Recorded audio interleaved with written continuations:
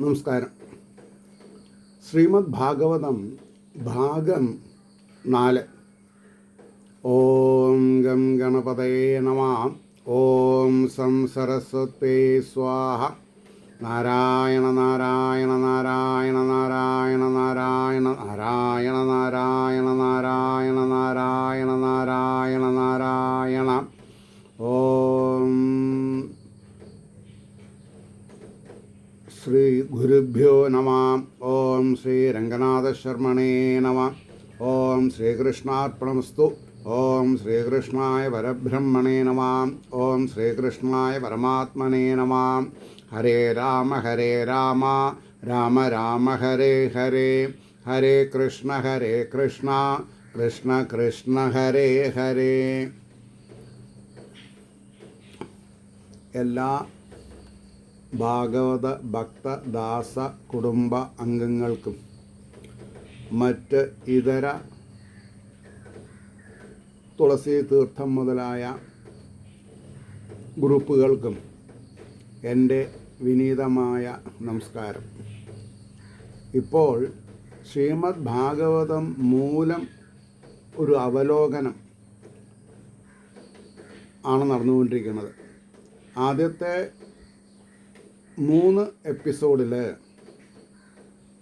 പ്രാരംഭമായിട്ടുള്ള പല കാര്യങ്ങളും ഔട്ട്റൈറ്റായിട്ട് പറഞ്ഞിട്ടുണ്ട്.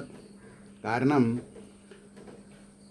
ആ പ്രാഥമികമായ കാര്യങ്ങൾ അറിയാതെ കൊണ്ട് ഭാഗവതം എന്ന സമുദ്രത്തിലേക്ക്, അമൃതസമുദ്രം എന്ന് വേണമെങ്കിൽ പറയാം, ഭാഗവതമാകുന്ന അമൃതസമുദ്രത്തിലേക്ക് മുങ്ങാൻ പറ്റില്ല. കാരണം മുങ്ങിയാൽ ശ്വാസം കിട്ടില്ല. അപ്പോൾ ആ ശ്വാസം കിട്ടണമെങ്കിൽ ഓക്സിജൻ മാസ്ക് വേണം. അപ്പോൾ ആ ഓക്സിജൻ മാസ്കാണ് തത്വോപദേശങ്ങൾ. എന്താണ് ജീവൻ, എന്താണ് ബ്രഹ്മം, എന്താണ് പ്രാർത്ഥിക്കേണ്ടത് എന്നീ കാര്യങ്ങളൊക്കെ അറിഞ്ഞിട്ട് വേണം ഇതിൽ കൈവയ്ക്കാൻ. അപ്പോൾ 3 ദിവസം കഴിഞ്ഞു. ഇത് 4ാമത്തെ ഭാഗം ആണെന്ന്.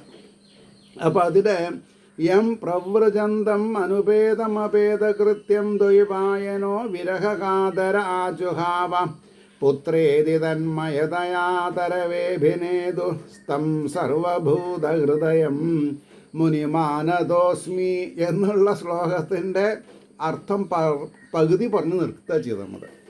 അതെവിടെയാണ് നിർത്തിയത് എന്ന് ചോദിക്കുകയാണെങ്കിൽ, സർവത്തിനെയും ഉപേക്ഷിച്ച് ശുകബ്രഹ്മമഹർഷി പോയ സമയത്ത് അച്ഛൻ വ്യാസ മഹർഷി പുത്ര എന്ന് നിലവിളിച്ച് പിന്നാലെ നടന്നു. അപ്പം മരങ്ങളും ലതകളും, അപ്പോൾ കാട്ടിലാണല്ലോ അദ്ദേഹം ഓടിക്കൊണ്ടിരിക്കുന്നത്.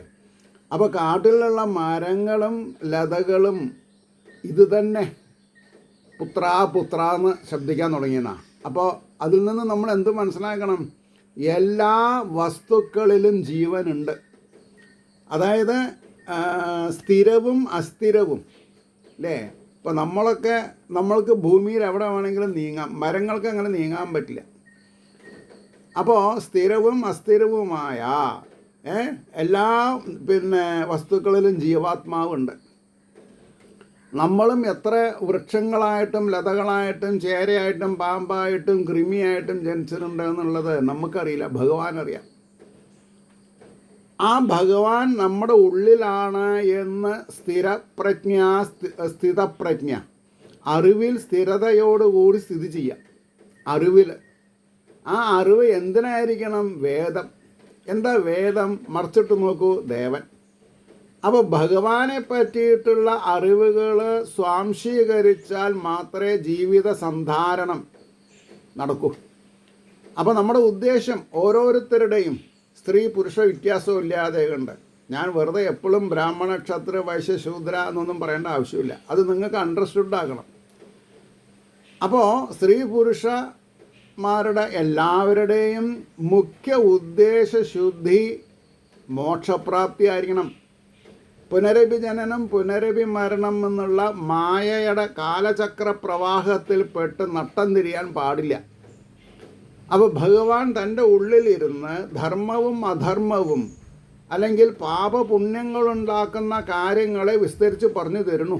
എന്തുകൊണ്ട് നാം അത് സ്വീകരിക്കുന്നില്ല? സമയമായില്ല പോലും, എനിക്കത്രേ പറയാനുള്ളൂ. സമയമായിട്ടില്ല എന്ന് വേണമെങ്കിൽ പറയാം.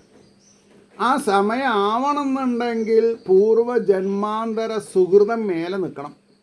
ഭാഗവതം കയ്യിലെടുക്കാനും ഭാഗവതം ശ്രവിക്കാനും ഭാഗവതം മനനം ചെയ്യാനും ഭാഗവതം ചിന്തനം ചെയ്യാനും, ആ ചിന്തനം ചെയ്യാന്നുള്ളതിൻ്റെ അർത്ഥമാണ് വാക്കാണ് പിന്നെന്താ ആദ്യം കേൾക്കുക, പിന്നെ കീർത്തിക്കുക, പിന്നെ മനനം ചെയ്യുക.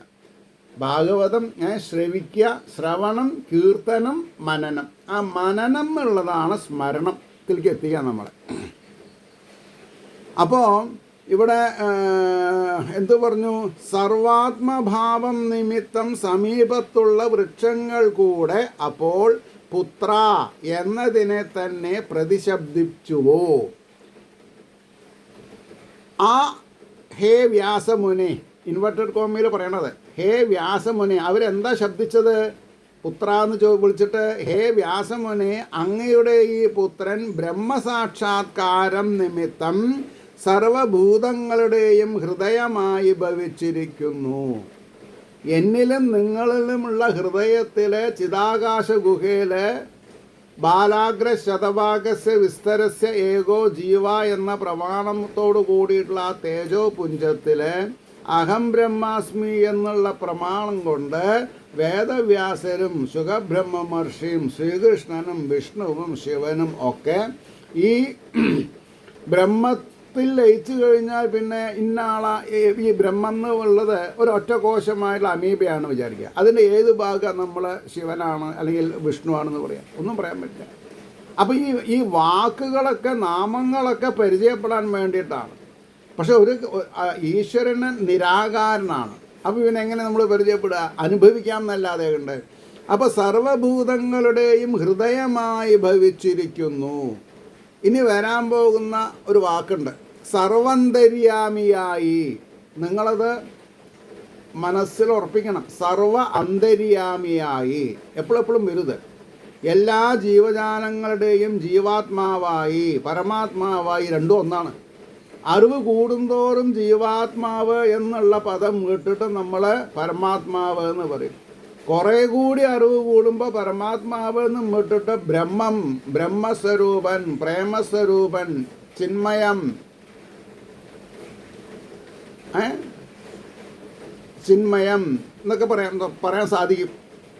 അതുകൊണ്ടാണ് സർവന്തര്യാമിയായി ബ്രഹ്മമായി ഭവിച്ചിരിക്കുന്നു. ബ്രഹ്മമായി ഭവിച്ചു കഴിഞ്ഞു. ആര്? സുഖബ്രഹ്മർഷി. എവിടെ ഇരിക്കണത്? നമ്മുടെയൊക്കെ മനസ്സിൽ. ഭാഗവതം നമ്മളെ കൊണ്ട് പറയിപ്പിക്കുക, വായിപ്പിക്കുക, കേൾപ്പിക്കുക. ആര്? സുഖബ്രഹ്മർഷി. അപ്പോൾ സർവഭൂതങ്ങളുടെയും ഹൃദയമായി ഭവിച്ചിരിക്കുന്നു. സർവന്തര്യാമിയായി ബ്രഹ്മമായി ഭവിച്ചിരിക്കുന്നു. ഇവനിൽ പുത്രഭാവം അങ്ങയ്ക്ക് ഉണ്ടാകാതിരിക്കണേ. ഭാഗവതാണ് പറഞ്ഞത്. പട്ടാമ്പി രാജഗോപാലനോ ഭാഗവത ഭക്തദാസനോ അല്ല പറഞ്ഞത്. ഭാഗവതത്തിൽ പറഞ്ഞത് ഭാഗവത ഭക്തദാസൻ എന്ന പട്ടാമ്പി രാജഗോപാലൻ നിങ്ങളോട് ആദേശിക്കുന്നതാണ്. എന്താ ആദേശിക്കുക എന്ന് പറഞ്ഞാൽ? നിർദ്ദേശിക്കുക. എന്ത്? നമ്മൾക്കാണെങ്കിലും ഇപ്പോൾ ഒരു കുടുംബത്തിൽ ഒരു മകനോ മകളോ ഭാര്യയോ ഭർത്താവോ മരിക്കാതെ നിന്നിട്ടുണ്ടാവില്ല. ഒന്നോ രണ്ടോ തലമുറകളെ പറ്റി നമ്മൾ ആലോചിക്കുകയാണെങ്കിൽ. പക്ഷേ ആ ദുഃഖത്തിൽ ആഴ്ന്നിരുന്നാൽ ആർക്കാ നഷ്ടം? ലോട്ടറി ടിക്കറ്റ് എടുത്തു, അടിച്ചില്ല, പ്രൈസ് അടിച്ചില്ല, ദുഃഖിച്ചിട്ട് കാര്യമുണ്ടോ? ഇല്ല. ദുഃഖങ്ങൾക്ക് ഞാൻ അവധി കൊടുത്തു. നല്ലൊരു ഒരു പാട്ട് എഴുതി വെച്ചിട്ടുണ്ട് പണ്ടത്തെ കാലത്ത്. ദുഃഖങ്ങൾക്ക് ഞാൻ അവധി കൊടുത്തു. ദുഃഖങ്ങൾക്ക് അവധി കൊടുക്കാൻ സാധിക്കണം. ഈശ്വരോപാസനയ്ക്ക് അവധി കൊടുക്കരുത്. ഈശ്വരോപാസന സദാസേവ്യ എന്നാണ്. എപ്പോഴും സേവിക്കപ്പെടേണ്ടതാണ്. അപ്പോൾ ദുഃഖങ്ങളെ താലോലിക്കരുത്. ബുദ്ധൻ്റെ കഥയിൽ ബുദ്ധൻ ദിഗ്വിജയം ചെയ്യണ സമയത്ത് ഒരു സ്ത്രീ, ഒരു 5 or 6 വയസ്സായിട്ടുള്ള ബാലൻ, അവരുടെ മകൻ്റെ ശവശരീരം എടുത്തുകൊണ്ട് അദ്ദേഹത്തിൻ്റെ കാക്കിൽ വെച്ച് നമസ്കരിച്ച് പറഞ്ഞു, അങ്ങ് ദിവ്യനാണ്, അങ്ങക്ക് പല ചമത്കാരങ്ങളും ചെയ്യാൻ സാധിക്കും, ചെയ്തിട്ടുണ്ടെന്ന് ഞാൻ കേട്ടു. എനിക്ക് എൻ്റെ പുത്രനെ ജീവിപ്പിച്ച് തന്നാലും. അപ്പം അദ്ദേഹം ഒരു നിമിഷം ചിന്തിച്ചു, ഈശ്വരനെ ചിന്തിച്ചിട്ട് പറഞ്ഞു, ഞാൻ ഈ ബാലനെ ജീവിപ്പിച്ച് തരാം, പക്ഷെ ഒരു കണ്ടീഷനുണ്ട്. മരണം സംഭവിക്കാത്ത വീട്ടിൽ നിന്ന് ഒരു പിടി കടുക് കൊണ്ടുവരണം.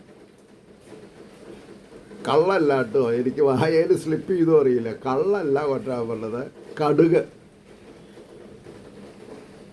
ഈ സ്ത്രീക്ക് വളരെ സന്തോഷമായി.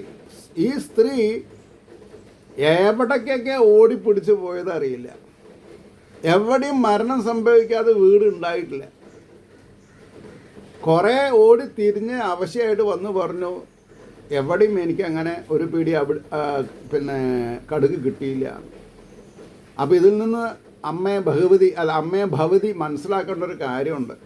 ജനിച്ചാൽ മരിക്കും എന്നുള്ളത് ഉറപ്പാണ്. ജനിച്ചാൽ മരിക്കും. അപ്പോൾ ഭഗവതി എന്ത് ചെയ്യണം? ജനിക്കാതെ കണ്ടിരിക്കാൻ, തൻ്റെ ഉള്ളിലുള്ള ആത്മീയ ചൈതന്യത്തിൽ ലയിക്കാൻ നോക്കൂ. സ്വന്തം ആത്മാവിൽ രമിക്കുന്നതിനാണ് അഹം രാമോഹം, രാം രാം രാം. രാമൻ എന്നുള്ളതിൻ്റെ ഷോർട്ട് ഫോമാണ് രാം. അപ്പോൾ രാം എന്ന് പറഞ്ഞാൽ എന്താ സംഭവിക്കുന്നത്? ഈ പിന്നെ എന്താ പറയുക, ഈ ശബ്ദം തുടങ്ങേണ്ടത് ഞാൻ പറയുണ്ടായി നമ്മുടെ കുണ്ടലിനി ശക്തി എന്നാണെന്ന് പറയുണ്ടായി. അപ്പോൾ ആത്മാവിൽ രതി ഉണ്ടാവണം നമ്മൾക്ക്. അതിന് ബാഹ്യവസ്തു വേണ്ട. ബാഹ്യവസ്തുക്കൾ ഉണ്ടായതെല്ലാം നശിക്കും. ഭാര്യയ്ക്ക് ഭർത്താവ് നശിക്കും, ഭർത്താവിന് ഭാര്യ നശിക്കും, നമുക്ക് അച്ഛനമ്മയും നശിക്കും, നമ്മൾക്ക് ചിലപ്പോൾ കുട്ടികൾ നശിക്കും. അതിനൊക്കെ അതിജീവിക്കണം. ഞാനൊരു സിമ്പിൾ എക്സാമ്പിൾ നിങ്ങൾക്ക് പറയാം. ശ്രീകൃഷ്ണൻ്റെ സഹോദരിയായിരുന്നു അല്ലെങ്കിൽ ആണ് സുഭദ്ര. സുഭദ്രയെ വിവാഹം കഴിച്ചത് അർജുനൻ. അർജുനൻ്റെ സഖാവായിരുന്നു ശ്രീകൃഷ്ണൻ, അല്ലെങ്കിൽ ശ്രീകൃഷ്ണൻ്റെ സഖാവായിരുന്നു അർജുനൻ. മഹാഭാരത യുദ്ധത്തിൽ ആ അർജുനന് സുഭദ്രയിലുണ്ടായ മകൻ അഭിമന്യുവിനെ 10 അതിരഥന്മാർ തലിച്ചു കൊന്നു. പക്ഷേ ഈ അഭിമന്യുവിൻ്റെ ജാതകം ആർക്കറിയാം? കൃഷ്ണനറിയാം. അപ്പോൾ കൃഷ്ണൻ്റെ ഉദ്ദേശം തന്നെ ഭൂഭാരം ഇല്ലായ്മ ചെയ്യാനുള്ള, അവിടെ തൻ്റെ മരുമകനാണെന്നുള്ള കൺസെപ്ഷൻ ഇല്ല. അപ്പോൾ കുറേ ആൾക്കാരെ യുദ്ധത്തിൽ വധിക്കപ്പെടുകയാണ്. അപ്പം അന്നത്തെ ദിവസം കൃഷ്ണൻ എന്ത് ചെയ്തു? അർജുനനെ ഈ കുരുക്ഷേത്രത്തിൻ്റെ എക്സ്ട്രീം എൻഡിലേക്ക് വേറെ ചില ആൾക്കാരെ കൊല്ലാൻ വേണ്ടിയിട്ട് കൊണ്ടുപോയി. കാരണം എന്താ? അർജുനൻ ഇതിൽ ഇൻ്റർഫിയർ ചെയ്യാൻ പാടില്ല. അപ്പം നിങ്ങൾക്ക് ഇതിൻ്റെ വാസ്തവികത അറിയണമെന്നുണ്ടെങ്കിൽ, ആരാണ് ദ്വാപരയുഗത്തിൽ ശ്രീകൃഷ്ണനെ അനുമോദിക്കാനും ശ്രീകൃഷ്ണനായിട്ട് കൂടുതൽ ഇടപഴകാനും സ്മരിക്കാനും ഒക്കെ വന്ന് ജനിച്ചതെന്ന് നമുക്ക് അറിയണം. ദേവന്മാരും ഋഷീശ്വരന്മാരാണ്. അപ്പോൾ ഈ അഭിമന്യു ആരുടെ അവതാരമായിരുന്നു എന്നുള്ളത് ഞാൻ നിങ്ങൾക്ക് പറഞ്ഞു തരാം. ബുധൻ്റെ അവതാരമാണ്. ആരാ ബുധൻ? ബുധൻ എന്ന ഗ്രഹത്തിൻ്റെ അവതാരമാണ്. ഈ ബുധൻ ആരാ? ചന്ദ്രൻ്റെ മകനാണ്. ചന്ദ്രൻ എന്നുള്ള ഗ്രഹത്തിൻ്റെ മകനാണ് ബുധൻ. ഓക്കെ, ചന്ദ്രൻ എങ്ങനെ ബുധൻ ഉണ്ടായി? ചന്ദ്രൻ ദേവന്മാരുടെ ഗുരുവായിരുന്ന ബൃഹസ്പതിയുടെ അടുത്ത് വേദങ്ങൾ പഠിക്കാൻ പോയി. വേദങ്ങൾ പഠിക്കാൻ പോയപ്പോൾ ബൃഹസ്പതിയുടെ ഭാര്യയുടെ പേരാണ് താരാദേവി. താരയ്ക്ക് ചന്ദ്രനിൽ അനുരാഗം ഉണ്ടായി, ചന്ദ്രന് താരയിലും അനുരാഗം ഉണ്ടായി. അവർ ഒളിച്ചോടി. പർണശാലയിൽ നിന്ന്, അല്ലെങ്കിൽ ഗുരുനാഥൻ്റെ ഗൃഹത്തിൽ നിന്ന് ഒളിച്ചോടി. അവർ താരാദേവി പ്രഗ്നൻ്റായി. ആരിൽ നിന്ന് പ്രഗ്നൻ്റായി? ചന്ദ്രനിൽ നിന്ന്. ഒടുക്കം കാലം ദേവഗുരു ബ്രഹ്മാവിൻ്റെ അടുത്ത് പോയി സങ്കടം പറഞ്ഞു. ബ്രഹ്മാവിൻ്റെ അടുത്ത് പോയി സങ്കടം പറഞ്ഞപ്പോൾ ബ്രഹ്മാവ് ചന്ദ്രനെ വിളിപ്പിച്ചു, താരേനെയും വിളിപ്പിച്ചു. നീ എന്താ കുട്ടികളെ പോലെയൊക്കെ ഒടിച്ചോടുന്നത്? കള്ളനും പോലീസും കളിക്കുന്ന കൂട്ടത്തിൽ നിൻ്റെ ഭർത്താവ് എത്രത്തോളം വിഷമിച്ചു, അതിനിപ്പോൾ ഞാൻ എന്താ ചെയ്യുക? എൻ്റെ മാനസിക ഉല്ലാസത്തിന് ചന്ദ്രൻ കൂടെ നിന്നു, ഞാൻ അദ്ദേഹത്തെ അഭികാമിച്ചു. ശരി, എന്നൊരു കാര്യം ചെയ്യാം, ഭർത്താവിൻ്റെ ഒപ്പം പോവും. മനസ്സോടുകൂടി താര എന്താണെന്നാ പറയുക, ദേവഗുരുവിൻ്റെ പിന്നാലെ പോയി. അവിടെ പോയി കുറച്ച് ദിവസം കഴിഞ്ഞപ്പോൾ സുന്ദരനായ സുമുഖനായൊരു കുട്ടീനെ പ്രസവിച്ചു. പ്രസവിച്ചപ്പോൾ ചന്ദ്രൻ വന്നു, ഇത് എൻ്റെ കുട്ടിയാണ്. അപ്പോൾ ദേവഗുരുവിന് വലിയ ഉറപ്പില്ല, എത്ര കാലം ഇവള് പോയത്, എന്നിൽ നിന്ന് അങ്ങനെ സംഭവിച്ചോ, ഇതൊക്കെ ചോദ്യമായി. ഉടനെ കേസ് ബ്രഹ്മാവിൻ്റെ അടുത്തെത്തി. താരാദേവി തള്ളവിരലുകൊണ്ട്, കാലിൻ്റെ തള്ളവിരലുകൊണ്ട് ചിത്രം വരയ്ക്കാൻ തുടങ്ങി. നീ ഇങ്ങനെ നാണിച്ച് കൊഴിഞ്ഞ് നിന്നിട്ട് കാര്യമില്ല, ഇത് ബ്രഹ്മസഭയാണ്, സത്യം പറയണം. ഓ പറയാം, ഇത് ചന്ദ്രൻ്റെ കുട്ടിയാണേ പറഞ്ഞു. ചന്ദ്രനുണ്ടായ കുട്ടിയാണെന്ന് പറഞ്ഞു. ഓഹോ ശരി, എന്നാൽ കുട്ടീനെ ചന്ദ്രൻ്റെ കൊടുക്കുക. അങ്ങനെ ഇപ്പം നിങ്ങൾക്ക് ഉള്ളിൽ പല ആകാംക്ഷയും വന്നിട്ടുണ്ടാവും, എങ്ങനെ ഈ കഥേനെ സനാതന ധർമ്മത്തിൽ നീതീകരിക്കുക എന്നുള്ളത്. That is none of our business, that we have to leave to the വ്യാസര. കാരണം ഇതിലുള്ള താത്വികമായ കാര്യങ്ങൾ നമ്മൾ ഉൾക്കൊണ്ടാൽ മതി. അപ്പോൾ നിങ്ങൾക്കറിയും, ഈ ബുധൻ എന്നുള്ളത് ഒരു എക്സ്ട്രീംലി പോസിറ്റീവ് എനർജി തരുന്ന ഗ്രഹസ്ഥാവസ്ഥയാണ്. നമ്മുടെയൊക്കെ ജീവിതത്തിലെ ബുധദശ, ആ ബുധദശയിലാണ് ആത്മീയമായ കാര്യങ്ങൾ പുറത്തേക്ക് വരിക, അല്ലെങ്കിൽ ആത്മീയമായ കാര്യങ്ങളിൽ മനസ്സ് പ്രകമ്പനം കൊള്ളുക. അപ്പോൾ ഇനി നിങ്ങളുടെ സംശയം ദൂരീകരിക്കുന്ന സത്യം ഞാൻ പറയാം. താരാദേവി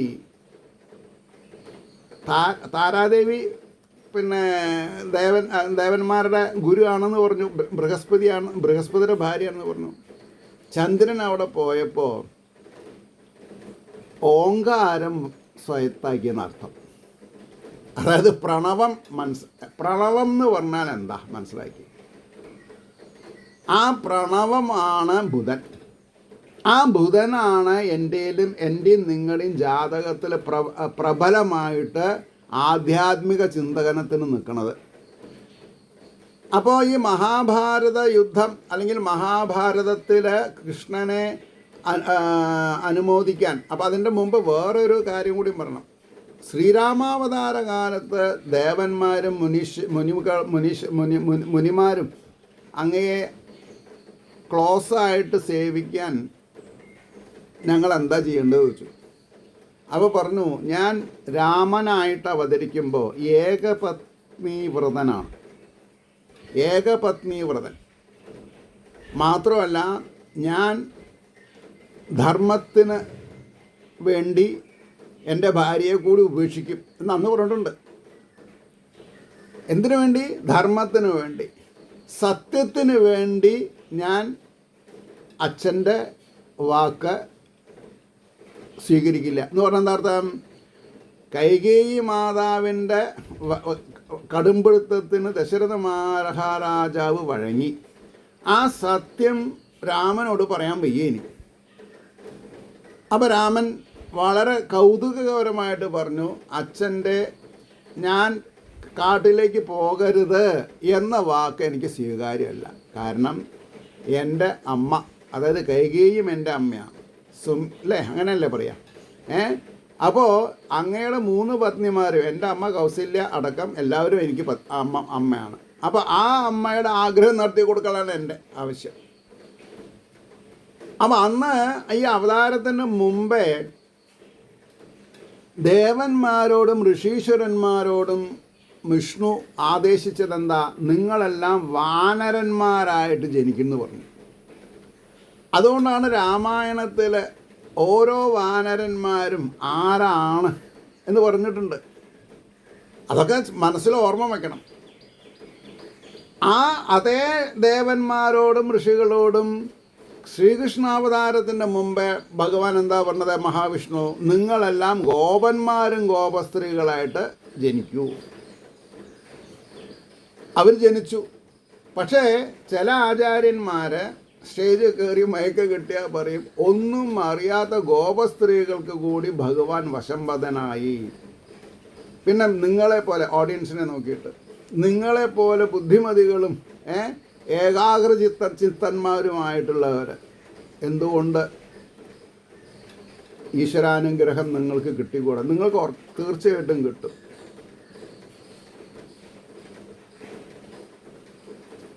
ഗോപസ്ത്രീകളൊന്നും അറിയാത്തവരല്ല, ദേവന്മാരാണ്, ഋഷീശ്വരന്മാരാണ്. അതുകൊണ്ടാണ് അവർ ബാലാവസ്ഥയിൽ ഞങ്ങൾക്ക് കളിക്കൂട്ടുകാരനായി ഞങ്ങളുടെ പ്രാണനാഥനായിരിക്കുന്ന, ആ പ്രാണനാഥൻ എന്നുള്ള വാക്കിൻ്റെ അർത്ഥം പറയണം. ആരാ പ്രാണനാഥൻ? എൻ്റെയും നിങ്ങളുടെയും ഉള്ളിലുള്ള പ്രാണനാഥൻ ആരാ? പ്രണവം അല്ലെങ്കിൽ വായു, പ്രാണൻ. ഇപ്പോൾ പുറത്ത് ഓക്സിജൻ ഉണ്ടെങ്കിലും ഉള്ളിലുള്ള ചിപ്പ് ഈശ്വരൻ സ്വീകരിക്കണില്ലെങ്കിൽ എന്തായി നമ്മുടെ ശരീരം? ജഡം. അപ്പോൾ ഈ പുരാണങ്ങൾ തോന്നിയത് എഴുതിയതല്ല, മനുഷ്യന് അത്യാവശ്യം വേണ്ട ഒരു ബ്യൂട്ടിഫുൾ സയൻസാണിത്. നമ്മളെങ്ങനെ ജീവിക്കണം, ശരീരശാസ്ത്രമാണ് ഭാഗവതം. ഈ ഭഗവാന് പ്രകടമാവണമെങ്കിൽ, ബ്രഹ്മത്തിന് പ്രകടമാവണമെങ്കിൽ ഒരു ശരീരം വേണം. അതിന് നിങ്ങൾക്ക് ഗുരുവായൂർ കേശവൻ എന്ന് പറയാം, കുറൂരമ്മ എന്ന് പറയാം, നാരായണ ഗുരു എന്ന് പറയാം, ചട്ടമ്പി സ്വാമികളെന്ന് പറയാം, തുഞ്ചത്തെഴുത്തച്ഛൻ എന്ന് പറയാം, നാരായണ ഭട്ടതിരി എന്ന് പറയാം. നിങ്ങൾ ഓരോരുത്തരും ഭഗവാന് പ്രകടമാവാനുള്ള ആൾക്കാരാണ്. പ്രകടമാക്കല്ല, ചൈതന്യത്തിന് പ്രകടമാവണം. അതിൻ്റെ പേരാണ് പണ്ട് രാമൻ, കൃഷ്ണൻ, ദേവകി, യശോദ എന്നൊക്കെ ഇട്ടിരുന്നത്. പക്ഷേ ഈ ബ്രഹ്മ സാധനം എന്താണെന്ന് അറിയാത്തത് കാരണം നമ്മൾ തോന്നിയ പേരിടാൻ തുടങ്ങി. നായ്ക്കും പട്ടിക്കും ഇടുന്ന പേരുകളാണ് നമ്മൾ കുട്ടികൾക്ക് ഇടുന്നത്. ഐ ആം സോറി, ഞാനൊരു സോഷ്യൽ ക്രിട്ടിക്കാണോ? അല്ല. ഞാൻ സമൂഹത്തിലുള്ള വ്യാകുല ചിന്തകളെ നിർമ്മാർജ്ജനം ചെയ്യാൻ ഭാഗവതം എങ്ങനെ ഉപകരിക്കണമെന്ന് പറഞ്ഞു തരുന്ന ഒരു സാധാരണക്കാരിൽ വെച്ച് സാധാരണക്കാരനാണ് ഞാൻ. അതുകൊണ്ടാണ് എൻ്റെ ഗുരുനാഥൻ എനിക്കൊരു നിക്ക് നെയിം തന്നത്, ഭാഗവത ഭക്തദാസൻ. നിങ്ങൾ ഭാഗവത ഭക്തന്മാരാണ്, ആയിരിക്കണം. നിങ്ങളുടെ ദാസനാണ് ഞാൻ. നിങ്ങൾക്ക് വേണ്ടി ഏതറ്റവും സംശയങ്ങൾ നിവാരണം ചെയ്യാൻ ഞാൻ സന്നദ്ധനാണ്. അതുകൊണ്ടാണ് ഇവിടെ പറഞ്ഞത്, എന്താ പറഞ്ഞത്? ഈ ശുഖബ്രഹ്മ മഹർഷി പരമശിവൻ്റെ അനുഗ്രഹാശിസ്സുകളോടുകൂടി നക്ഷത്രമായി ആ ശക്തി തന്നെ നമ്മുടെ ഓരോരുത്തരുടെയും ഉള്ളിലെ ചൈതന്യമായിട്ട് ചൈതന്യത്തിൽ ലയിച്ചു. അപ്പോൾ ഈ നിങ്ങൾ മനസ്സിലാക്കിയിട്ടുള്ള 33 കോടി ദേവന്മാർ നമ്മുടെ ഹൃദയത്തിലെ ചൈതന്യത്തിലാണ്. അല്ലാണ്ട് അതിൻ്റെ പ്രതിബിംബങ്ങളാണ് വിഗ്രഹങ്ങൾ. വിഗ്രഹങ്ങൾ യഥാർത്ഥമാണോ? അല്ല, സൃഷ്ടിക്കപ്പെട്ടതാണ്. ചൈതന്യോ എവർ ലാസ്റ്റിംഗ്, എവർ എക്സിസ്റ്റിംഗ്, ആൾ പ്രിവൈഡിങ്, ഓംനി പൊട്ടൻസ്. അല്ല, അങ്ങനെയല്ല പറയാം, ഓംനി പൊട്ടൻസ് എനിക്കറിയില്ല കേട്ടോ, ഞാൻ ഇംഗ്ലീഷ് പഠിച്ചില്ല. അപ്പോൾ ഇവിടെ എന്താ പറഞ്ഞത്? സർവന്തര്യാമിയായി ബ്രഹ്മമായി ഭവിച്ചിരിക്കുന്നു, ഇവനിൽ പുത്രഭാവം അങ്ങേക്ക് ഉണ്ടായിരിക്കരുത്. അതാണ് എനിക്ക് നിങ്ങളോടും പറയാനുള്ളത്.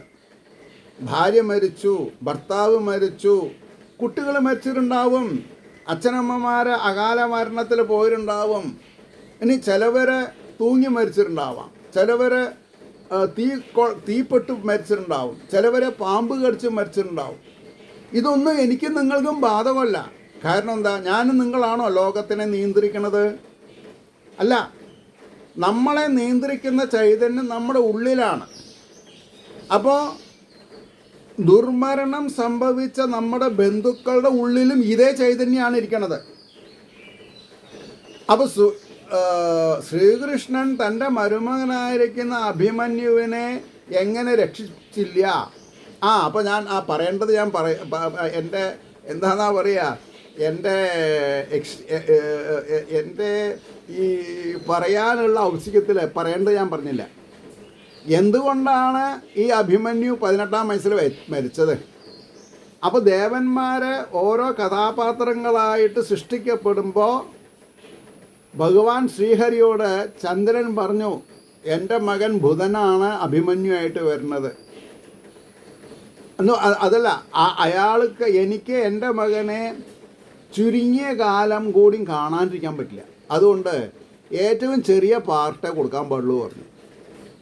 ഇതിനൊക്കെ വായിക്കാട്ടോ നമുക്ക് മനസ്സിലാവില്ല. അപ്പോൾ 18 വയസ്സ് പേരും പ്രശസ്തിയും കീർത്തിയും ഉള്ളൊരു ഭാഗം കൊടുത്തു. ഇതാണ് സത്യം. അപ്പോൾ നമ്മൾ പറയാറില്ലേ, ഈശ്വരന് താല്പര്യമുള്ളവരെ ആദ്യം വിളിക്കും. നമ്മളിതൊക്കെ പറയാറുണ്ട്, പക്ഷെ നമ്മൾ സന്ദർഭോചിതമായിട്ട് അതൊക്കെ മറക്കും. ഒരു സ്ഥലത്ത് ഒരാൾ, നമ്മുടെ നാട്ടിലൊക്കെ ഉണ്ട്, ഏതെങ്കിലും ഒരു വീട്ടിൽ മരണം ഉണ്ടായാൽ ഓടി വന്ന് കൈ കൂട്ടിക്കെട്ടലും കാല് കൂട്ടിക്കെട്ടലും കണ്ണടപ്പിക്കലൊക്കെ അയാളുടെ ജോലിയാണ്. മാത്രമല്ല എല്ലാവരെയും ഉപദേശിക്കും. മരണം സ്വാഭാവികമല്ലേ, നമ്മളത് മനസ്സിലാക്കാതെ കൊണ്ട് ജീവിക്കാൻ പറ്റുമോ? മനസ്സിലാക്കി ജീവിക്കണ്ടേ, അതുകൊണ്ട് സാരമില്ല, നമ്മൾക്ക് അനന്തര കാര്യങ്ങൾക്ക് കടക്കാം എന്നൊക്കെ പറഞ്ഞാൽ എല്ലാവർക്കും നിൽക്കും. കുറേ കാലം കഴിഞ്ഞു, ഇയാൾക്കുടെ ഒരു മകൻ മരിച്ചു. ഇയാൾ അലമുറയിട്ട് കരയാൻ തുടങ്ങി. അപ്പോൾ ഒരാൾ ചോദിച്ചു, നിങ്ങളല്ലേ എല്ലാ വീട്ടിലും വന്ന് മരണം സംഭവിക്കുമ്പോൾ കരയരുത്, ഇത് ലോക നിയമമാണെന്നൊക്കെ പറഞ്ഞത്, ഇപ്പം എന്താ നിങ്ങൾ കരമേ ചോദിച്ചു. അയാളൊരു തള്ളി, എന്താ ഇത് എൻ പിള്ളയല്ലവാ, അത് നിങ്ങളുടെ മക്കളെ മരിച്ചിട്ടുണ്ടെങ്കിൽ അത് എന്നെ ബാധിക്കില്ല, എൻ്റെ മകൻ മരിച്ചപ്പോൾ എനിക്ക് ചുട്ടു, ഇത് എൻ പിള്ളയല്ലവാ. ഇതൊരു കഥയാണെങ്കിലും അതിലൊരു തത്വമുണ്ട്. എന്താ? എൻ്റെ എന്ന് പറയുമ്പോൾ താടി കീഴ്പ്പെട്ട അല്ലേ, എൻ്റെ. നെൻ്റെ എന്ന് പറയുമ്പോഴോ താടി മേപ്പെട്ട. സത്യത്തിൽ എൻ്റെ എന്ന് പറയരുത്. എനിക്കും എൻ്റേതെന്നും എനിക്കെന്നുള്ളതും പറഞ്ഞിട്ടാണെങ്കിൽ ഭാഗവതം പഠിച്ചിട്ട് കാര്യമില്ല. അപ്പം നിങ്ങൾ ചോദിക്കും, എനിക്കും എൻ്റേതെന്നും പറയാതെ കണ്ട് എങ്ങനെ നടക്കും? അനന്യശരണാഗതനായിട്ട് ഭഗവാന്റെ ശ്രീഹരിയുടെ പാതാരവിന്ദത്തിൽ നമ്രശിരസ്സനായിട്ടിരിക്കുന്നു, ആ വ്യക്തിയുടെ യോഗക്ഷേമം ഞാൻ വഹിച്ചുകൊള്ളാം എന്ന് ഭഗവാൻ പറഞ്ഞിട്ടുണ്ട്. അതിൽ നമുക്ക് വിശ്വാസം വേണം. തല കീറിയപ്പൻ വായ കീറിയിരിക്കുന്നുള്ളൊരു പഴഞ്ചൊല്ലുണ്ട്. അത് പഴഞ്ചൊല്ലല്ല, അത് ആപ്തവാക്യമാണ്, വേദത്തിലുള്ളതാണ്. നമ്മളൊക്കെ ഭൂമിയിലേക്ക് അമ്മയുടെ യോനി കൂടെ തല പുറത്തേക്കായിട്ടാണ് വരിക. ചിലവർ ദുർലഭ ആൾക്കാർ കാല് പുറത്തായിട്ട് വരും. അവരെ പുറത്തേക്ക് എടുക്കാൻ തല കുടുങ്ങും. കാരണം കാല് വന്നാൽ ഉടനെ ഈ യോനി രന്ധ്രം എന്നാണ് അതിന് പറയാം. അത് പൊട്ടിയിട്ടാണ് ഈ തല വരുന്നത്. അപ്പോൾ കാല് വന്നാൽ പിന്നെ അത് യോജിച്ചാൽ പിന്നെ തല വരാൻ ബുദ്ധിമുട്ടാണ്. അപ്പോഴാണ് ലോകത്തില്ലാത്ത ദേവന്മാരേനൊക്കെ ഉള്ള ദേവന്മാരേനൊക്കെ നഴ്സുമാർ വിളിച്ച് കൂവി ചില കൈപ്രയോഗമൊക്കെ ചെയ്ത് കുട്ടീനെ വിളിച്ചെടുക്കുകയാണ് ചെയ്യണത്. പക്ഷേ അങ്ങനെ കാല് വരുന്ന ആൾക്കാർക്ക് ഈശ്വരനൊരു വരം കൊടുത്തിട്ടുണ്ട്. എന്താ അത്? അവർ ആരെയെങ്കിലും പെട്ടെന്ന് മാറും. കാരണം ഇയാളെ ഒഴിഞ്ഞെടുക്കുക ചെയ്തിട്ടുള്ളത്. ഇങ്ങനെ ഭാഗവതത്തിൽ എന്തെല്ലാം സബ്കഥകളുണ്ട്, പ്രശ്നമുണ്ടോ? അപ്പം ഇത് ശ്രദ്ധിച്ച് ഇതിനെ മനനം ചെയ്യുമ്പോൾ പിന്നെ നമ്മൾക്ക് കരയാനുള്ള അശ്രുഗണങ്ങൾ ഉണ്ടാവില്ല, സന്തോഷാശ്രുക്കളെ ഉണ്ടാവുള്ളൂ. സന്തോഷാശ്രുക്കള് മധുരം, ആ കണ്ണീരിന് ഒരു മധുരമേ ഉണ്ടാവുക ആ ആനന്ദാശ്രുക്കൾക്ക്. നേരെ മറിച്ച് ദുഃഖം കൊണ്ട് കരയുമ്പോൾ കണ്ണിന് ഉപ്പുനീരാണ്, ഉപ്പിൻ്റെ രസം ഉണ്ടാവുക.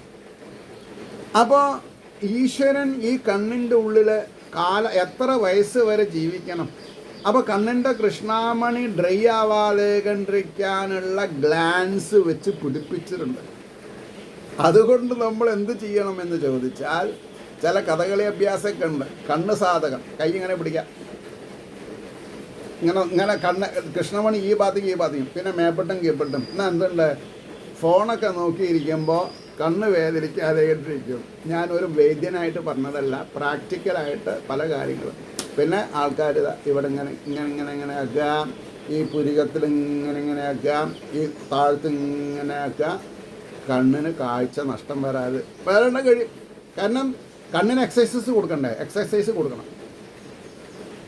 അപ്പം ഇത് നിങ്ങൾക്ക് തമാശയായിട്ട് തോന്നും. ഞാൻ തമാശയാണെങ്കിൽ കൂടി സീരിയസ് ആയിട്ട് നിങ്ങളോട് പറഞ്ഞത്. അപ്പം ഇവിടെ എന്താ പറഞ്ഞത്? മരണത്തിൽ ദുഃഖിക്കരുത്. എത്ര കാലം കഴിഞ്ഞാലും റിലേറ്റീവ് ടേംസിൽ നാഷ്ടങ്ങളുണ്ടെങ്കിലും ആത്മീയപരമായി നമ്മുടെ മനസ്സിൽ നിന്ന് മരിച്ചവരുടെ രൂപം പോവില്ല. Let it be. പക്ഷേ അവിടെ നമ്മൾ എന്താണ് കാണാൻ പാടുള്ളൂ? ചതുർബാഹുവായിട്ടുള്ള ശംഖചക്രഗദാധരനായിരിക്കുന്ന മഹാവിഷ്ണുവിനെ, അല്ലെങ്കിൽ ദ്വിഭുജനായിരിക്കുന്ന ശ്രീകൃഷ്ണ ഭഗവാനെ കാണാൻ സാധിക്കണം. കേശാദിപാദം പാദാദികേശം വർണ്ണിക്കണില്ലേ? വർണ്ണിക്കണില്ലേ? ആ വർണ്ണനയാണ് സ്മരണ, ചിന്തനം.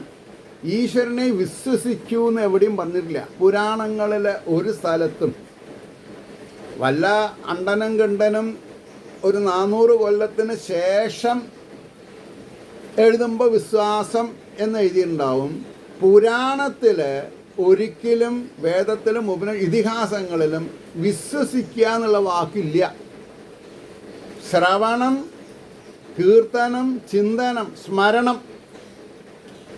സ്മരിക്കുമ്പോൾ മനസ്സ് പുറത്തു പോവില്ല. നേരെ മറിച്ച് ഈശ്വരനെ സ്മരിക്കുമ്പോൾ മനസ്സ് പുറത്ത് പോവില്ല. കാമുകനെയോ കാമുകിയെയോ അല്ലേ, മുട്ടത്ത് വർക്കിയുടെ കഥ പഠിച്ചിട്ടാണല്ലോ നമ്മളൊക്കെ വളർന്നിട്ടുള്ളത്. സോഷ്യലും സയൻസും ഹരിനാമകീർത്തനമൊന്നും നമ്മൾ പഠിച്ചിട്ടുണ്ടാവില്ല അധികം ആൾക്കാർ. അപ്പോൾ അതല്ല, ഇവിടെ ഈ പറയുന്ന സബ്ജക്റ്റ് മുഴുവൻ ആധ്യാത്മികമാണ്. Where the modern science ends there starts the spirituality എന്നാണ് ആപ്തവാക്യം. വേണമെങ്കിൽ ശ്രദ്ധിച്ചാൽ മതി നിങ്ങൾ. എന്താ പറഞ്ഞത്? എവിടെ സയൻസ്, മോഡേൺ സയൻസ് അസ്തമിക്കണു, അവിടെയാണ് ആധ്യാത്മികത തുടരുക. എന്താ മനസ്സിലായത്? ഭഗവാൻ ഒരു വാക്ക്, ഒരു പേരുണ്ട്, ദീനവത്സലൻ, ദീനബന്ധു. എന്താ ദീനം എന്ന് പറഞ്ഞാൽ? ദീനം എന്ന് പറഞ്ഞാൽ എന്തെങ്കിലും ചില പോരായ്മകൾ, ന്യൂനതകളല്ല. പോരായ്മയും ന്യൂനതയും വ്യത്യാസമുണ്ട്. ന്യൂനത എന്ന് പറഞ്ഞാൽ നേരാവാത്ത സാധനം എന്നർത്ഥം. പോരായ്മ എന്ന് പറഞ്ഞിട്ടുണ്ടെങ്കിൽ നേരാക്കാൻ സാധിക്കുന്നതെന്ന് അർത്ഥം. വാക്കുകൾക്ക് അർത്ഥതലങ്ങൾ വളരെ വ്യത്യാസമുണ്ട്. നിങ്ങൾ ഈ എപ്പിസോഡ് ഒരു പ്രാവശ്യം മാത്രം കേട്ടാൽ പറ്റില്ല, 1-2 പ്രാവശ്യം കേൾക്കണം. ഒരു 10 എപ്പിസോഡ് അങ്ങനെ 3-4 പ്രാവശ്യം കേട്ടു വിചാരിക്കുക. 11-12ാമത്തെ എപ്പിസോഡാകുമ്പോൾ നിങ്ങൾക്ക് ഒരു എപ്പിസോഡ് ഒരു പ്രാവശ്യം കേട്ടാൽ മതി. പക്ഷേ ഈ ആദ്യം ഈ സർക്കിളിലേക്കൊന്ന് വീണ് കിട്ടണമെന്നുണ്ടെങ്കിൽ ഇറ്റ് ഈസ് നോട്ട് ഈസി. ആദ്യത്തെ ത്വരിത ഉണ്ടാവില്ല നിങ്ങൾക്ക് 2ാമത്തെ എപ്പിസോഡ് കേൾക്കുമ്പോൾ. 3ാമത്തെ എപ്പിസോഡ് പോകുമ്പോൾ വേണ്ട. Exceptional cases are there. എന്ത് വന്നാലും ഞാനിത് കേട്ട് ഇതിൻ്റെ ലാഭം ഞാൻ കൊയ്യും എന്ന് വിചാരിക്കുന്നവർക്ക് മാത്രമേ ഇത് സുലളിതമായിട്ട് തോന്നുള്ളൂ. സുലളിതം. ഇതുകൊണ്ടാണ് ഞാൻ പറഞ്ഞത് ഞാൻ വീഡിയോ ചെയ്യുന്നുള്ളൂ, വോയിസ് മെസ്സേജ് ചെയ്യണില്ല എന്ന് പറയാൻ കാരണം എന്താ? എൻ്റെ ഭാവം നിങ്ങൾക്ക് മനസ്സിലാവില്ല വോയിസ് മെസ്സേജിൽ. അപ്പോൾ ഈശ്വരനാണ് സത്യം. എനിക്ക് 74 ഒക്ടോബർ 9 എൻ്റെ അച്ഛൻ മരിച്ചു. ഞാൻ കരഞ്ഞിട്ടില്ല. കാരണം എന്താ? എനിക്കറിയാം ഞാൻ തലകുത്തി നിന്നത് കൊണ്ട് എൻ്റെ അച്ഛൻ തിരിച്ചു വരില്ല എന്നുള്ളത്. എൻ്റെ മനസ്സ് അത്ര പരിഭാഗം വന്നിട്ടുണ്ടായിരുന്നു ആ കാലത്തന്നെ. എന്നാൽ ഒരു കാര്യം ഞാൻ പറയാം. 73 ജൂൺ 13 ഈ പടിഞ്ഞാറേമഠം ദേവസ്വം പട്ടാമ്പി ഗുരുവായൂരപ്പൻ ക്ഷേത്രം ട്രസ്റ്റ് ഇന്ന ദിവസം ഫിറ്റ് പേഴ്സൺ വന്ന് സ്വീകരിക്കും എന്ന് വിധിച്ച ദിവസമുണ്ട്, ഒരു 7 ദിവസം മുമ്പേ. ആ 7 ദിവസം ആരും കാണാതെ കണ്ട് ഒരു 21 വയസ്സുകാരുള്ളൊരു ചെറുപ്പക്കാരൻ ആളില്ലാത്ത സ്ഥലത്ത് പോയിട്ട് കെന്തി കരിഞ്ഞിരുന്നു. ഞാൻ കെന്തി കരിഞ്ഞിരുന്നു. 3 നേരം ആഹാരം കഴിക്കാൻ പറ്റില്ല, ഉറക്കം വരില്ല, ഒരു റോബോട്ട് മാതിരി, ചത്ത ശവം മാതിരി. ഭഗവാൻ എന്നെ എന്തൊക്കെ ഇമോഷൻസ് ഉണ്ടോ ആ ഇമോഷൻസൊക്കെ അവിടെ തന്നെ ഭഗവാൻ ഇല്ലായ്മ ചെയ്തിട്ടുണ്ട് എന്നെ. എന്നിട്ട് ഒരു ഹാർഡ് നട്ട് ടു ബി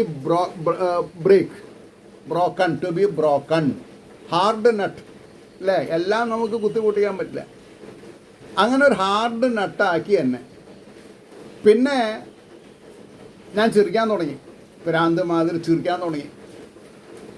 എന്താ, ഞാൻ സമ്പാദിക്കാത്ത അല്ലേ, ഒരു 160, അന്നത്തെ കാലത്ത് ഒരു 120 കൊല്ലത്തെ പഴക്കേ ഉള്ളൂ ആ ക്ഷേത്രത്തിന്. അത് മമതയ്ക്ക് വേണ്ടി സ്വയം കയ്യിൽ വയ്ക്കാണ്ട് നശിപ്പിക്കാതെ കണ്ട് പബ്ലിക്കിന് വിട്ടുകൊടുത്തു എന്നുള്ളൊരു ചാരിതാർത്ഥ്യം എനിക്കുണ്ടായി. ഗവൺമെൻറ്റിന് വിട്ടുകൊടുത്തുവല്ലോ. ഇല്ലെങ്കിൽ നിങ്ങളിന്ന് എൻ്റെ നിന്ന് ഇത് കേൾക്കാൻ സാധിക്കില്ല നിങ്ങൾക്ക്. കാരണം എന്താ, വലിയ ആളായിട്ടുണ്ടാവും. ഇത് കയ്യിൽ വന്നാൽ നാശം ഉറപ്പെന്നാ. ഇത് കയ്യിൽ വരാണ്ടിരിക്കണേന്ന് ഭഗവാനോട് പ്രാർത്ഥിക്കും. അർഹമായിട്ടുള്ളതൊക്കെ നമുക്ക് സ്വീകരിക്കാം, അനർഹമായത് ആഗ്രഹിക്കരുത്.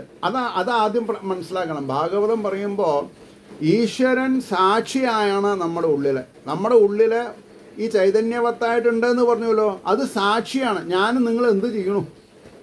ഈശ്വരൻ ഐദർ ഫേവറും അല്ല എഗെയിൻസ്റ്റും അല്ല. ഇതാണ് നമ്മൾ ആദ്യം മനസ്സിലാക്കേണ്ടത്. പുഷ്പാഞ്ജലി ചെയ്തത് കൊണ്ട് ഭഗവാൻ നമുക്ക് കാര്യം സാധിച്ചു തരുന്നില്ല. കർമ്മം ചെയ്യണം. കർമ്മം ചെയ്യാണ്ട് ആരും നന്നാവൂല. കർമ്മം ചെയ്യുക നമ്മുടെ ലക്ഷ്യം. കർമ്മഫലം തരുന്നത് ഈശ്വരനല്ലോ. അപ്പം നിഷ്കാമകർമ്മം ചെയ്യുമ്പോഴാണ് നമ്മുടെ അക്കൗണ്ടിൽ ബാലൻസ് ഉണ്ടാവുള്ളൂ. അക്കൗണ്ടിൽ ബാലൻസ് ഇല്ലെങ്കിൽ ATM കാർഡ് മാത്രം ഉണ്ടായിട്ട് വല്ല കാര്യമുണ്ടോ?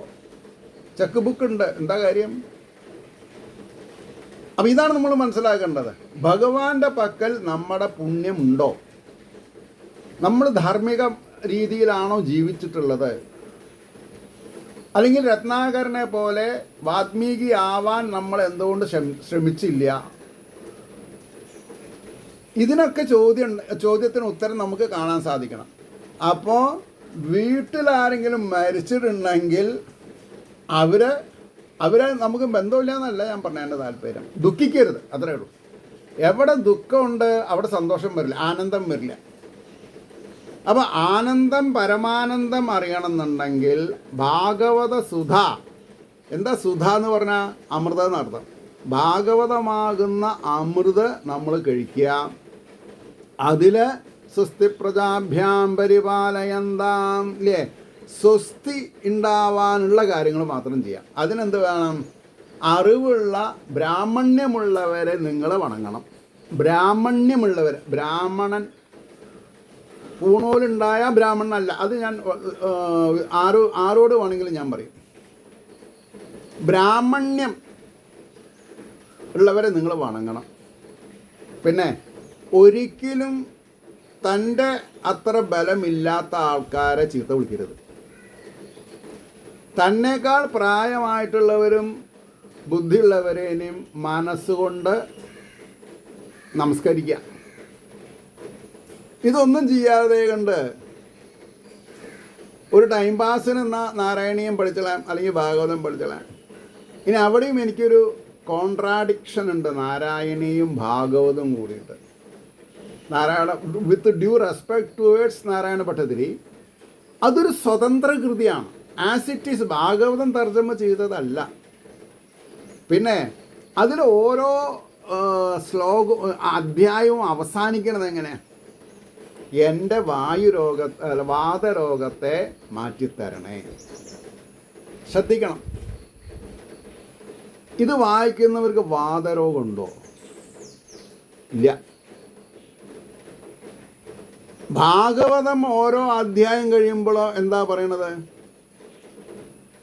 ഈ കഥ അല്ലെങ്കിൽ ഈ സംഗതി ആര് വായിക്കണു, ആര് കേൾക്കണു, അവർക്ക് ശാന്തിയും സമാധാനവും ഉണ്ടാവുന്ന ഈ ഒരു കോൺട്രാഡിക്ഷൻ നിങ്ങൾ മനസ്സിലാക്കണം. പിന്നെ ഈ നാരായണീയത്തിന് എത്ര കാലത്തെ പഴക്കമുണ്ട്? Not more than 450 or 75 years. 500 വർഷത്തിൻ്റെ ശേഷമുള്ള കാര്യമാണ് ഭാഗവതം. Time immemorial. ഏത് കാലത്താണ് പറയാൻ പറ്റില്ല. വെറുതെ നമ്മൾ ദ്വാപരയുഗം കഴിഞ്ഞ് കലികാലത്തിൽ 5000 വർഷമായിട്ടുള്ളൂ, 5000 വർഷം മുമ്പേ. പക്ഷേ എത്ര യുഗങ്ങൾ കഴിഞ്ഞു എന്ന് നമ്മൾ മനസ്സിലാക്കിയിട്ടുണ്ടോ? ഇല്ല, നമ്മൾ മനസ്സിലാക്കിയിട്ടില്ല. കാരണം ഇതിപ്പോൾ എത്രാമത്ര മന്വന്തരാണെന്ന് നിങ്ങൾക്ക് മനസ്സിലാക്കിയാൽ ഓരോ മന്വന്തരത്തിലും ഇത്ര ചതുരകങ്ങളുണ്ട് എന്ന് പറഞ്ഞിട്ടുണ്ട്. ആ ചതുരകങ്ങളിൽ ഒന്നിലാണ് എന്ത്? ദ്വാപരയുഗം. അപ്പോൾ ആ ദ്വാപരയുഗത്തിൻ്റെ അവസാനം സംഭവിച്ചതാണ് ഈ ശ്രീകൃഷ്ണ കഥ എന്നുള്ളത് എല്ലാവർക്കും അറിയാം. പക്ഷെ ഏത് മന്വന്തരത്തിൽ, ഏത് ചതുര്യുഗത്തിൽ? അപ്പോൾ ഈ വ്യാസൻ എന്ന് പറയുന്ന പ്രതിഭാസം കൃഷ്ണദ്വൈവായൻ എന്നുള്ള നാമത്തിൽ ഓരോ യുഗങ്ങളിലും ദ്വാപര യുഗങ്ങളിലും ജനിച്ചിട്ടുണ്ട്. അതുകൊണ്ടാണ് 18 പുരാണങ്ങൾ എഴുതാൻ സാധിച്ചിട്ടുള്ളത്. അതുകൊണ്ടാണ് മഹാഭാരതം അദ്ദേഹം എഴുതിയിട്ടുള്ളത്. അപ്പോൾ നമ്മളൊരു സബ്ജക്റ്റ് പഠിക്കുമ്പോൾ അതിൻ്റെ ശബ്ദലാവണ്യം മാത്രം നോക്കിയിട്ട് കാര്യമില്ല. ആ ശബ്ദാർത്ഥം മാത്രം അറിഞ്ഞിട്ട് കാര്യമില്ല. അതിൻ്റെ ലക്ഷണാർത്ഥം അനുമാനം ചെയ്യാനുള്ള ബുദ്ധി നമുക്കുണ്ടാവണം, സദ്ബുദ്ധി ഉണ്ടാവണം അനുമാനം ചെയ്യാൻ. 42 മിനിറ്റായി, ക്ഷമിക്കണം. ഇതെന്തിനു വേണ്ടിയിട്ടാണ് പറഞ്ഞത്? മരിച്ചവരെ പറ്റി ദുഃഖിക്കരുത്. ബുദ്ധിമാനല്ല, മരിച്ചവരെ പറ്റി ദുഃഖിക്കണത് ബുദ്ധിമതിയിൽ വരില്ല. അതുകൊണ്ടാണ് ഇവിടെ പറഞ്ഞത് സർവന്തര്യാമിയായ ബ്രഹ്മമായി ഭവിച്ചിരിക്കുന്നു, ഇവനിൽ പുത്രഭാവം അങ്ങക്ക് ഉണ്ടാകാതിരിക്കണം എന്നുള്ള അർത്ഥത്തെ പ്രകാശിപ്പിച്ചുവോ. അങ്ങനെ ചെയ്തില്ലേ? അത് മതി, അങ്ങ് രക്ഷപ്പെട്ടു എന്നാ. അതുകൊണ്ട് ഏതൊരുവൻ്റെ മാഹാത്മ്യത്താൽ വൃക്ഷങ്ങൾ കൂടെ ഈ വിധം ശബ്ദിച്ചുവോ. ഏതൊരുത്തിൻ്റെ മാഹാത്മ്യം കൊണ്ടാണ് വൃക്ഷങ്ങൾ പ്രതിശബ്ദിച്ചത്? ഈശ്വരൻ്റെ മാഹാത്മ്യം കൊണ്ട്. ആ ഈശ്വരൻ എവിടെ ഇരിക്കണു? വൃക്ഷങ്ങളിലുണ്ട്. അതുകൊണ്ടാണ് അവർ വളരുന്നത്. വലിയൊരാലായി തീരാനുള്ള ശക്തി ചെറിയ ഒരു ആലിൻ്റെ ബീജത്തിലുണ്ട്. എന്നാൽ ആ ബീജത്തിലുള്ള ഇതൊക്കെ ആലായി തീരുന്നുണ്ടോ? ഇല്ല. സഹശയനം ചെയ്യും, സ്ത്രീ പുരുഷൻ സഹശയനം ചെയ്യുമ്പോൾ ഒക്കെ കുട്ടികളുണ്ടാവുന്നുണ്ടോ? ഇല്ല. ഏത് സ്പേമാണ് സ്ത്രീ ഉൽപ്പാദിക്കുന്ന അണ്ടത്തെ സ്വീകരിക്കേണ്ടത്? അത് എൻ്റെയും നിങ്ങളുടെയും കൺട്രോളിലാണോ?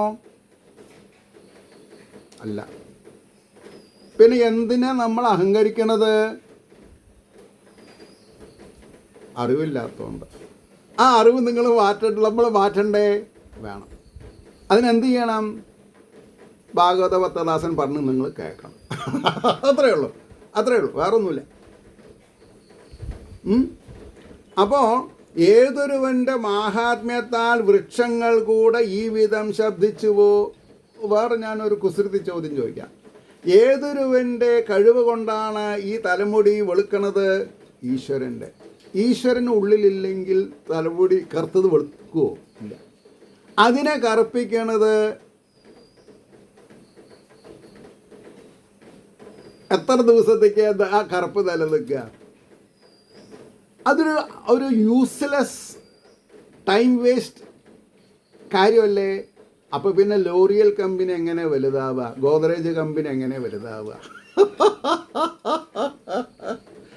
ഈ ഹാർഡ് ഹാൻഡ് മണി നമ്മൾ ഉപയോഗിക്കണം എന്തിനാ? സ്വതസിദ്ധമായിട്ട് ശരീരശാസ്ത്രപ്രകാരം ഒരു പ്രത്യേകം പ്രായം കഴിഞ്ഞാൽ തലമുടിയൊക്കെ പിന്നെ എന്താണെന്നാ പറയുക, വെളുക്കും, പല്ലൊക്കെ കൊഴിയാൻ തുടങ്ങും. അപ്പം ഇത്ര ശബ്ദത്തിന് ഫോഴ്സ് ഉണ്ടായിക്കൊള്ളണമെന്നില്ല, വേണ്ട.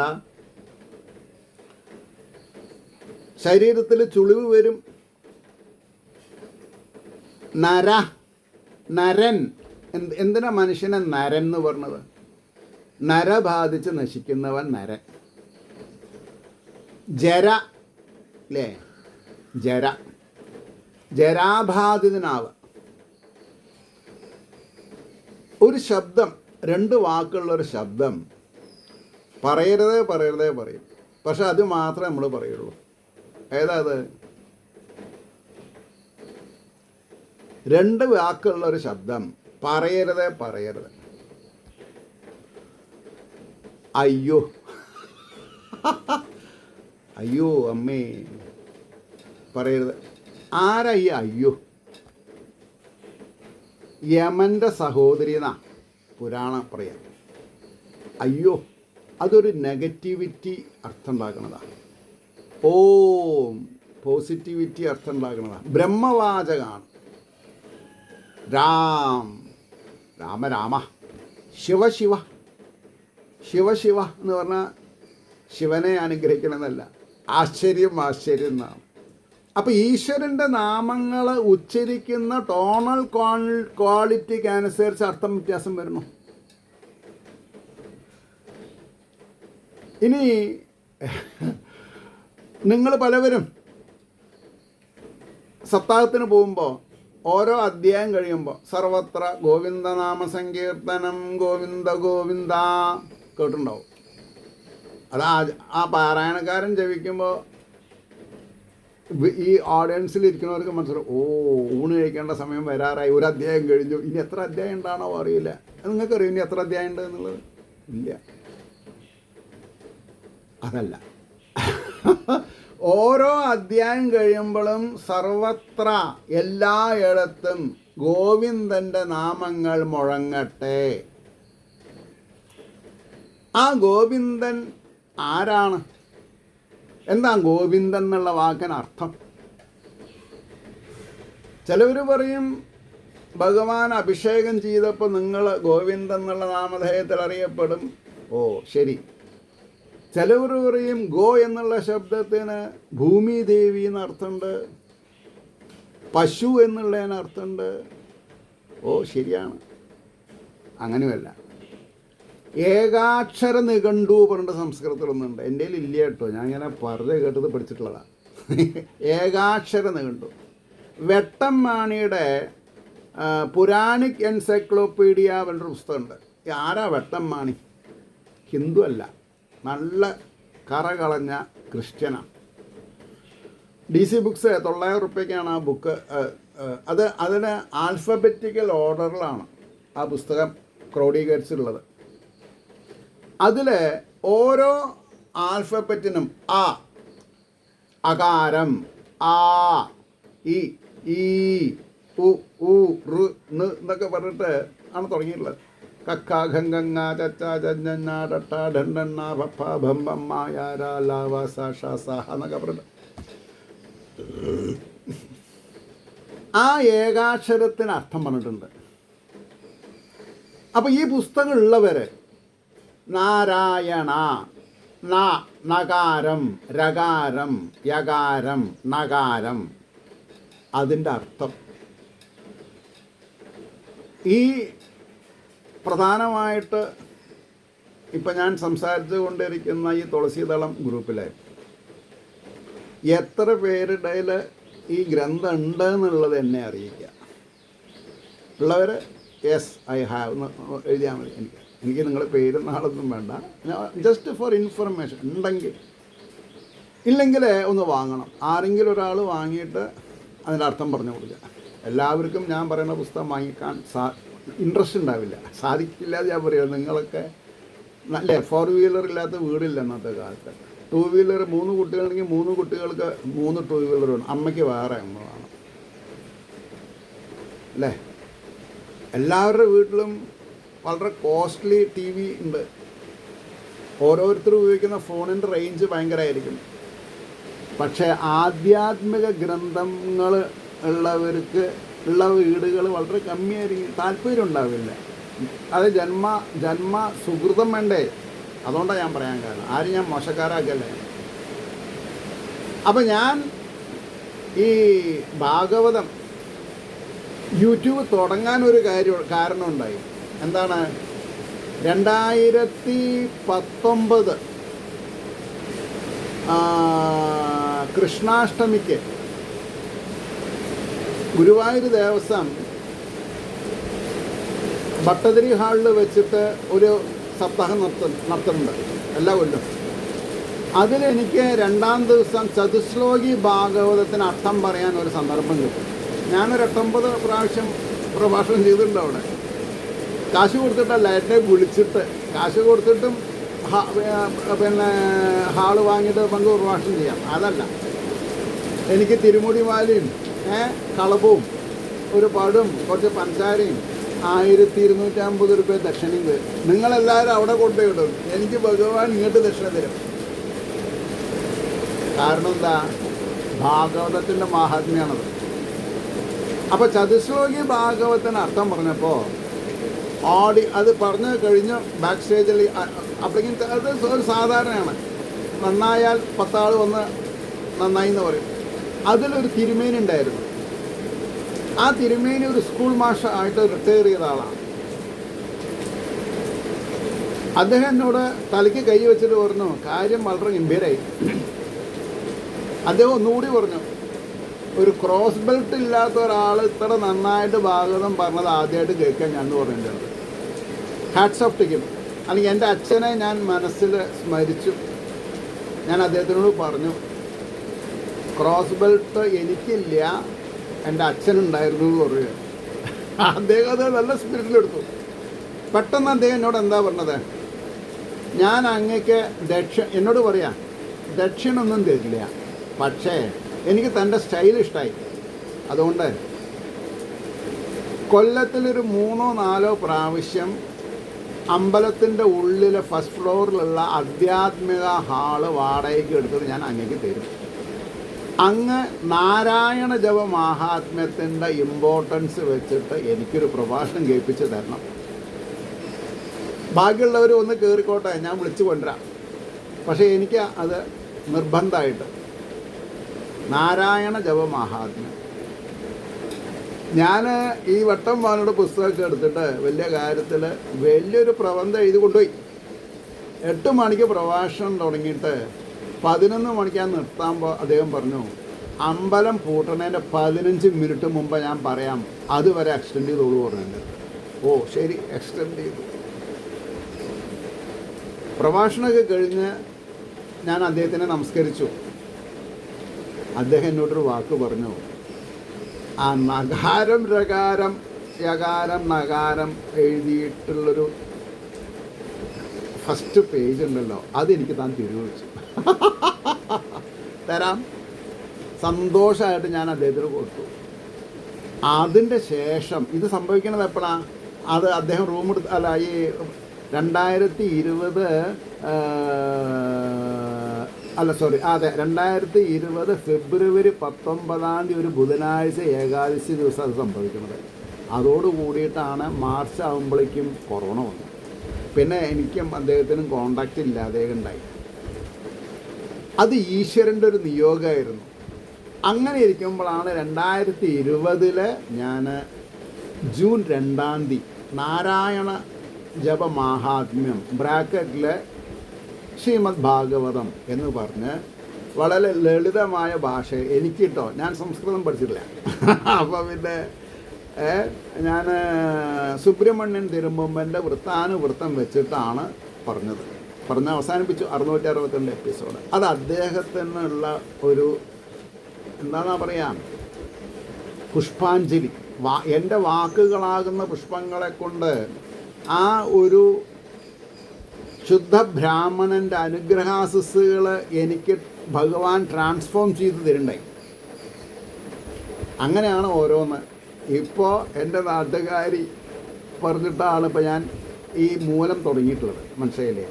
അപ്പോൾ അത് വണ്ടി പോവും, സ്പീഡ് കൂടും, കുറച്ച് ദിവസം കൂടി വേണ്ടി വരും, മനസ്സിലായില്ലേ? അപ്പോൾ ഇവിടെ എന്താ പറഞ്ഞത്? ഏതൊരുവൻ്റെ മാഹാത്മ്യത്താലാണ് ഞാൻ നിങ്ങളുടെ മുമ്പിലിരിക്കുന്നത്? ഭഗവാന്റെ മാഹാത്മ്യം. ഇത് ശ്രദ്ധിക്കണമെന്ന് തോന്നണത് ആ ചൈതന്യം നിങ്ങളുടെ ഉള്ളിലുള്ളത് കൊണ്ട്. അപ്പോൾ ഏതൊരുവൻ്റെ മാഹാത്മ്യത്താൽ വൃക്ഷങ്ങൾ കൂടെ ഈ വിധം ശബ്ദിച്ചു പോവും, ആ ശുഗമുനിയെ ഞാൻ ശരണം പ്രാപിക്കുന്നേൻ. ശുഗബ്രഹ്മർഷീനെ ഭാഗവതം എടുക്കുമ്പോൾ നമസ്കരിക്കുക മനസ്സുകൊണ്ട്. വേദവ്യാസരെ നമസ്കരിക്കുക, നാരദരെ നമസ്കരിക്കുക, ശ്രീഹരിനെ നമസ്കരിക്കുക, ശുഗബ്രഹ്മർഷീനെ നമ്മൾ നമസ്കരിക്കണം. എന്നിട്ടോ ബ്രഹ്മസാക്ഷാത്കാരം സിദ്ധിച്ചവരാണ് ബ്രഹ്മോപദേശം ചെയ്യുവാൻ അധികാരികൾ. ശ്രദ്ധിക്കേണ്ട വാക്ക് അതൊക്കെ. എന്താ അത്? ബ്രഹ്മസാക്ഷാത്കാരം. ബ്രഹ്മം എന്ന് പറഞ്ഞാൽ എന്ത് കുടച്ചക്രാണ് എന്ന് അറിയാതെ കണ്ട് ഒരുപാട് ആൾക്കാർ പ്രഭാഷണം നടത്തുന്നുണ്ട്. ഈവൻ ഗുരുവായൂരിൽ ചില മിടുക്കന്മാർ തെക്ക് ഭാഗത്ത് പോയിട്ട് കനകധാരാ സഹസ്രം ചൊല്ലിച്ച് 100 റുപ്യ ചീട്ടാക്കാൻ പറയും. കനകധാരാ സഹസ്രം 11 പ്രാവശ്യം ചൊല്ലി കൊടുക്കും. കാര്യം കഴിഞ്ഞു. 50 രൂപ കമ്മിറ്റിക്ക്, 51 രൂപ അദ്ദേഹത്തിന്. ഞാൻ ഒരിക്കലും അങ്ങനെ ചെയ്തിട്ടുമില്ല, ചെയ്യാൻ താല്പര്യമില്ല. നിങ്ങളോട് ഇന്ന മന്ത്രം ചൊല്ലിക്കോളൂ, ഗൂഗിൾ പേ ചെയ്യൂ, ഫോൺ പേ ചെയ്യൂ, നിങ്ങൾ പേടിക്കണ്ട. ഒരു ധിക്കാരം, ഞാനതിന് ധിക്കാരം എന്നാണ് പറയാം. ഈശ്വരനോടുള്ള ധിക്കാരം ഞാൻ ചെയ്യില്ല, മനസ്സിലായില്ലേ? അല്ലാതെ കൊണ്ട് തന്നെ ഭഗവാൻ എനിക്ക് വേണ്ടത് തന്നുകൊണ്ടിരിക്കുന്നുണ്ട്. അതാണല്ലോ ആവശ്യം, സന്തോഷം. അപ്പോൾ ബ്രഹ്മോപദേശം, ബ്രഹ്മസാക്ഷാത്കാരം സിദ്ധിച്ചവരാണ് ബ്രഹ്മോപദേശം ചെയ്യുവാൻ അധികാരികൾ. അവരുടെ ഉപദേശം സിദ്ധിച്ചത് കൊണ്ടാണ് പരീക്ഷത്തിന് പരമപുരുഷാർത്ഥമായ മോക്ഷം. പരമപുരുഷാർത്ഥം, പുരുഷാർത്ഥം ധർമ്മം പുരുഷാർത്ഥമാണ്, അർത്ഥം പുരുഷാർത്ഥമാണ്, ധർമ്മം അർത്ഥം, കാമം പുരുഷാർത്ഥമാണ്. ഈശ്വരൻ്റെ ഉള്ളിലില്ലെങ്കിൽ നമ്മൾ കാമിക്കുമോ? നമ്മൾ സ്നേഹിക്കുമോ? നമ്മൾ പ്രേമിക്കുമോ? ഈശ്വരനെ ഉപാസിക്കുമോ? പക്ഷേ നമ്മൾ എന്ത് ചെയ്യണം? പരസ്പരം സ്ത്രീ പുരുഷ ബന്ധമാണല്ലോ ഭാര്യ ഭർത്തൃ ബന്ധം. അവർ രണ്ടുപേരും ഈശ്വരനെ ഉപാസിക്കണം. ഈശ്വരനെ ഉപാസിക്കാതെ കൊണ്ട് ഈ ലോകത്ത് നമുക്ക് നിലനിൽക്കാൻ പറ്റില്ല. പിന്നെ ഈശ്വരോപാസന ചെയ്യാത്തവർ ഉണ്ടായിട്ടുണ്ട്. എന്താണ് കാരണം? പൂർവ്വജന്മാന്തര സുഹൃതം അവരനുഭവിച്ച് തീർക്കണു. അപ്പോൾ കർത്തവാവ് കഴിഞ്ഞാൽ വെളുത്തവാവ് വരും, വെളുത്തവാവ് കഴിഞ്ഞാൽ വെളുത്തവാവ് വരില്ല, വെളുത്തവാവ് കഴിഞ്ഞാൽ കർത്തവാവ് വന്നിട്ട് വെളുത്തവാവ് വരുള്ളൂ. അതേപോലെ സുഖദുഃഖങ്ങൾ ഉണ്ടാവുന്നത് കർമ്മം കൊണ്ടാണ്.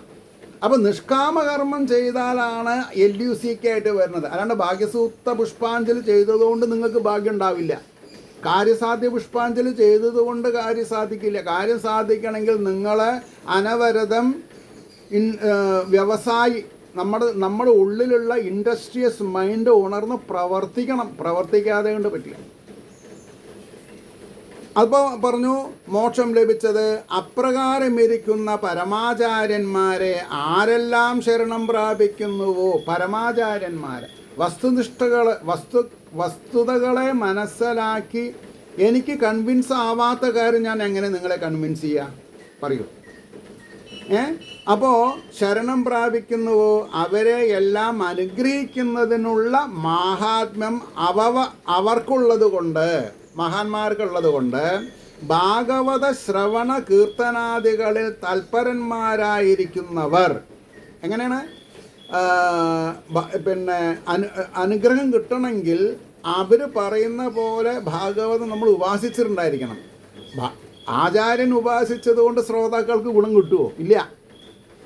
ഇപ്പോൾ യജ്ഞവേദിയിൽ ഞാനിരിക്കാം, നിങ്ങളൊരാൾ ഭാഗവതം പുസ്തകം കൊണ്ടിട്ട് പൂജിച്ച് തരണമെന്ന് പറഞ്ഞു. ഞാൻ പൂജകൻ്റെ നിന്ന് 2 പുഷ്പം ഇട്ടിട്ട് ചിലപ്പോൾ വേണമെങ്കിൽ ഫസ്റ്റ് പേജിൽ ഓം നമോ നാരായണായ വലിയൊരു ഒപ്പിട്ടുണ്ടാവും, as if I am the president of India എന്നുള്ളതിലേക്ക്. അത് നിങ്ങൾ കൊണ്ടുപോയിട്ട് നിങ്ങൾ 10 ആളോട് പറയുകയാണ് പട്ടാമ്പി രാജഗോപാലനാണ് എൻ്റെ ഗുരു എന്ന് പറഞ്ഞാൽ പറ്റുമോ? ഇല്ല. പുസ്തകത്തിൽ ഞാൻ ഒപ്പിട്ട് തന്നു, അല്ലെങ്കിൽ പുസ്തകം ഞാൻ പൂജിച്ച് തന്നു, അങ്ങനെയല്ല. നമ്മൾ ഉപാസിക്കണം. സ്വാധ്യായം ചെയ്യാതെ കണ്ട് ഒരു കാര്യം നടക്കില്ല. നമ്മൾ സ്വയം പഠിക്കണം, അറിവ് നമ്മൾ നേടണം. അത് ഏതുപോലെ എന്ന് ചോദിച്ചാൽ, പനിക്ക് മരുന്ന് വാങ്ങി കഴിക്കും നമ്മൾ. മരുന്ന് കഴിക്കണവർക്ക് പനി മാറും, എല്ലാവർക്കും മാറുമോ? മാറില്ല. എന്താ? പനി കൊണ്ട് മരിക്കണം എന്നുള്ള ഒരാൾ ഡെസ്റ്റിനി ആണെങ്കിൽ അയാൾ മരുന്ന് കഴിച്ചിട്ട് കാര്യമില്ല. അത് ചിലപ്പോൾ യുവാവാം, ബാലനാവാം, ബാലികയാവാം, പഠിപ്പുള്ളവനാവാം, പഠിപ്പില്ലാത്തവനാവാം, വൃദ്ധനാവാം. അപ്പോൾ സൂപ്പർ സ്പെഷ്യാലിറ്റി ആസ്പത്രിയുടെ കമ്മികളല്ല നമ്മുടെ സമൂഹത്തിൽ. സമ്പത്തുള്ളവരുണ്ട്, സമ്പത്തുള്ളവരും മരണത്തിന് കീഴ്പ്പെടുന്നില്ലേ?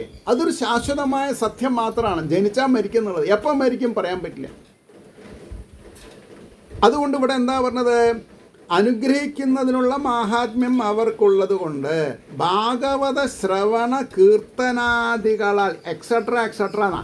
ശ്രവണം മാത്രം പോരാ, കീർത്തിക്കണം. ഭാഗവതം കീർത്തിക്കണം. ഭാഗവതം അർത്ഥം അന്വയിച്ച് മനസ്സിലാക്കണം, പറഞ്ഞത് കേട്ട് മനസ്സിലാക്കണം, അതിനെ മനനം ചെയ്യണം. ഞാൻ പറയണത് നിങ്ങൾ അങ്ങനെ വിഴുങ്ങണമെന്ന് ഞാൻ പറയില്ല.